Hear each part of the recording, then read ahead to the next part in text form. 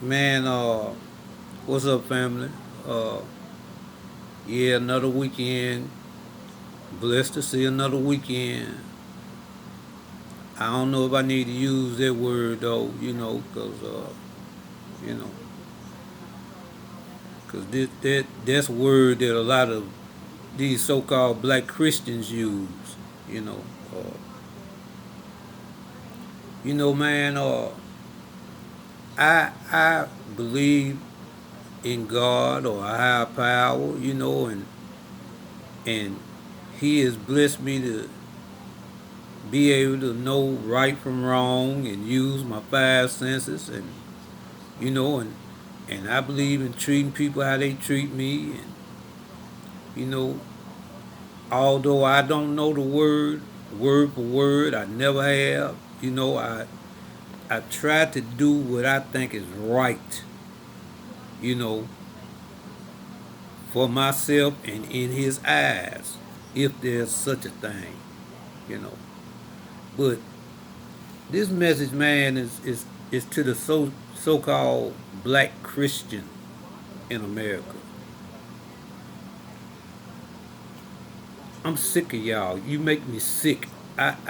You know, I don't even know what to begin with you. I grew up going to church like most black people did. Coming up in the early '60s and well in the '60s and '70s and '80s. And you know, I guess in the '90s, I might have attended a service here or there, but I saw so much wickedness inside the church, man, that I I was compelled not to ever set foot in a church again, especially a black church. You know, uh, man, it was just so much wickedness, backstabbing, backbiting going on. I'm gonna give you an example, man. I had the misfortune of getting burned out an apartment that I once lived in. At that time I was married, and we got burned out of our place by no fault of our own. A neighbor's child was playing with a lighter, and next thing you know, four families lost their apartments. But I was attending this church, right? And a guy that was real close to me, man, we attended the same church. As a matter of fact, he was the reason why I joined that church.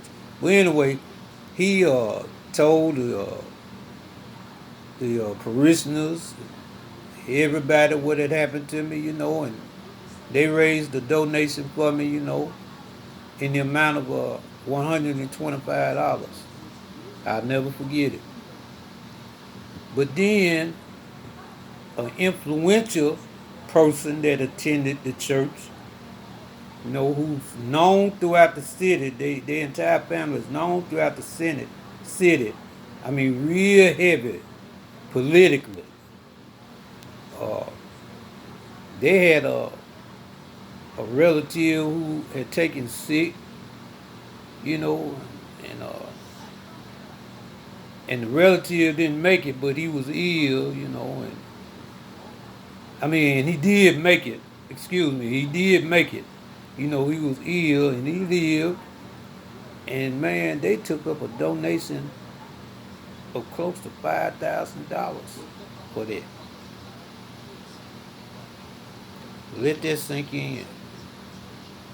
Me and my family got burned out of our crib, but they announced that they had a sick relative. I never will forget it.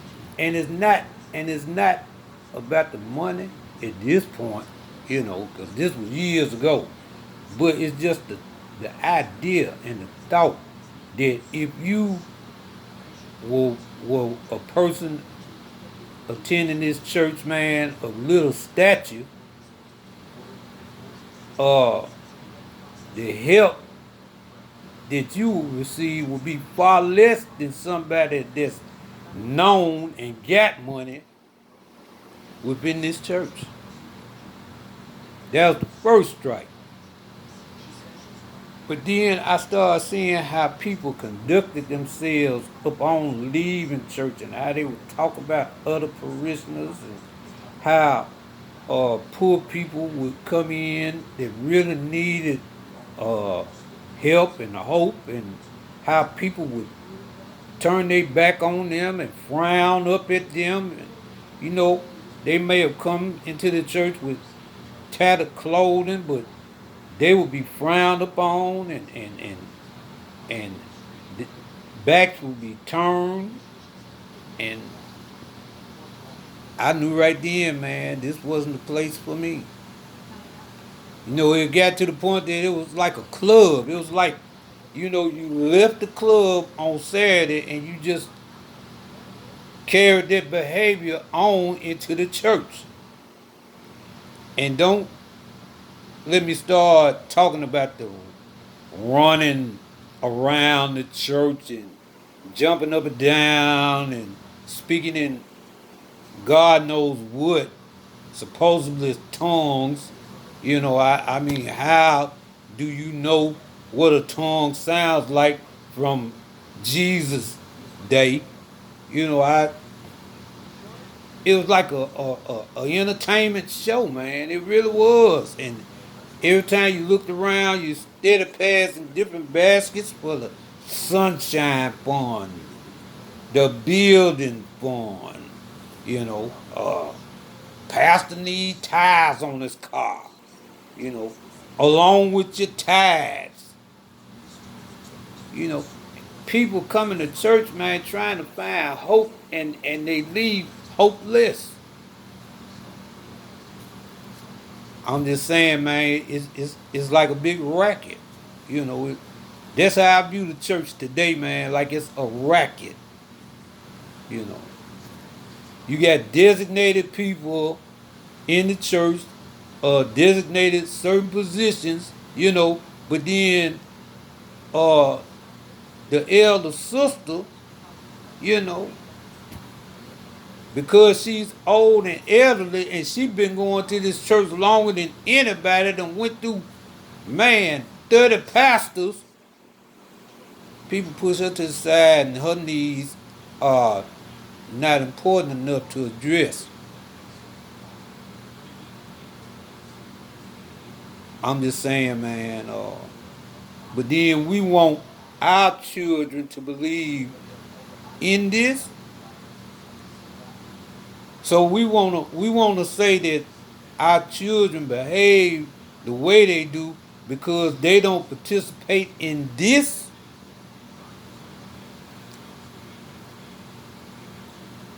I got a lot of respect for young people, man, because they use their own mind to think with. They don't they don't allow us older church people to mass on them about religion. You know, I mean, if they don't see it for themselves, you know, what are you talking about? I believe because I was taught to believe, and I truly believe that there is something that created us. Everything in this world was created by something. Now, I can't put my hand on exactly how it was done, but I know that something had to do it. Some kind of force created everything in this world. But man, I just can't go along with that. You know, I got family, man, that's heavy into that. But and I'm not trying to knock nobody that want to do that. But man, I if I had to if I had a choice of rather dealing with an individual that's supposed to be so into Christ and somebody from the streets, man, I'm going over here to the left where they at. These street folks. you know, because I've seen more righteousness and wisdom in them than I have ever seen from somebody, man, that's professing to be all holy, but then when you leave, you talking about pastor like a dog. Pastor in there trying to get in every female draws. You know, I'm just saying, man. And I ain't gonna say it's like this in every church, every black church, but for the most part it is.